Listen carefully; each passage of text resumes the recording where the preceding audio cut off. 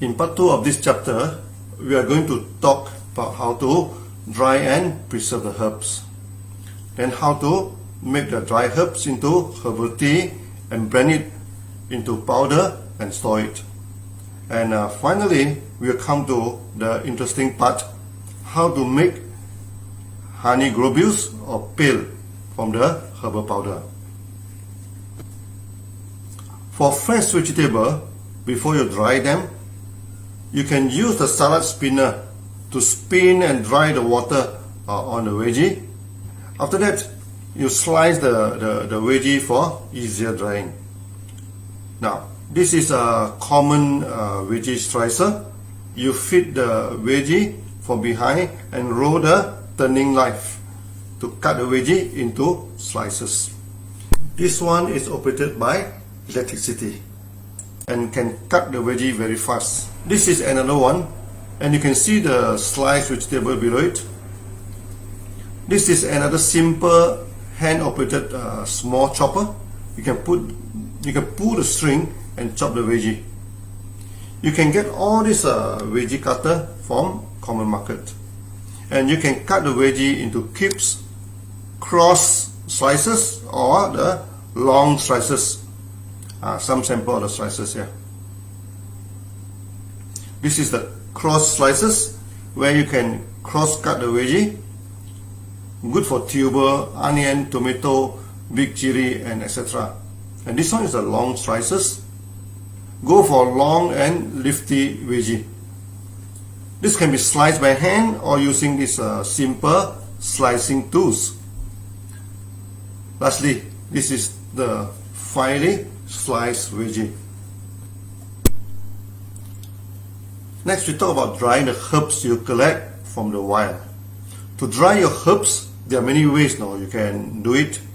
You can dry it with oven, under the sun, or hang it to dry. The best and most natural way is to wash and clean your herbs, then just hang them, upside down for a few days, like this one. Like the one I showed in the photo. Without exposing to direct sunlight and exposure to rain and dews. Just hang them in a windy places until it will be dry naturally. This photo, the herbs are dried and you can see the herbs are nicely preserved. This is another photo, how nice the herbs are preserved. Even the chili look beautiful. The nutrients of the herbs are also best preserved in this way. So this is how they dry the lavender in a bigger batch. Now, to sun dry your herbs, if you can prepare some wire mesh table for good ventilation like this, this is good. This is the hanging mesh type. Just to give you some idea, you may or may not use it. You can spread your herbs on top for drying. So when drying under the sun, best to avoid the hot afternoon sun. Morning sun is better. When it's dry, it can be stored in gas. You can even cut the juicy vegetable and dry it. Remember to collect the herbs in evening and do not expose it over the night, as dew and moisture may spoil the herbs. Even the juicy tomato dry well and preserve the color if we do it right. Now, not overheat until it burnt and not drying too long until mold grown on it. Try it a few times and you will become expert in dehydrating the herbs. In home, you can use the veggie dehydrator. First, put your cut veggie in the mesh tray, then put it in the veggie dehydrator, which you can get it easily in a common market.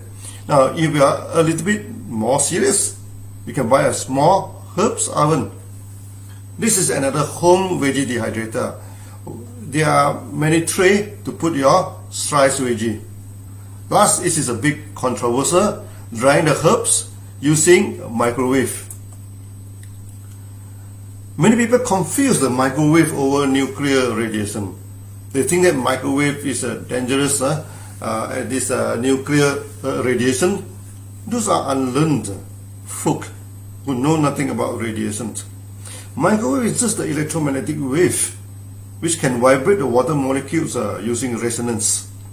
Your food is cooked due to water molecule agitated.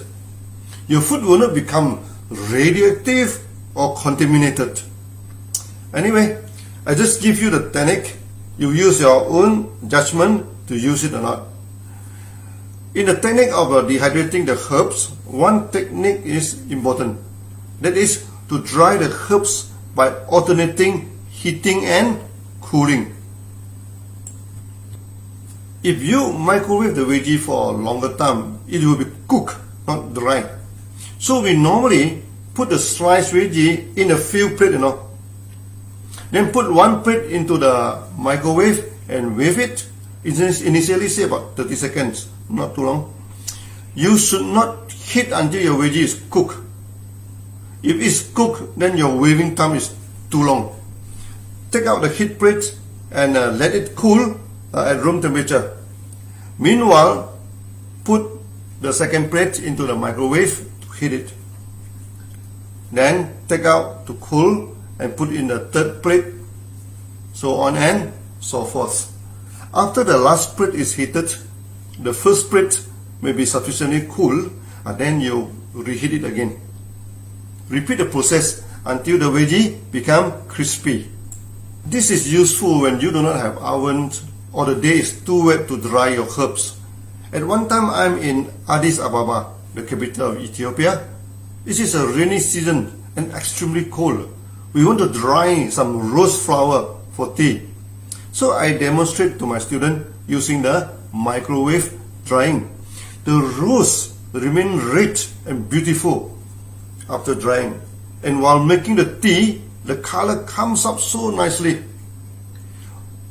For eco-friendly and for various reasons, many herbalists, they do not like to use electricity or oven heat to dry the herbs.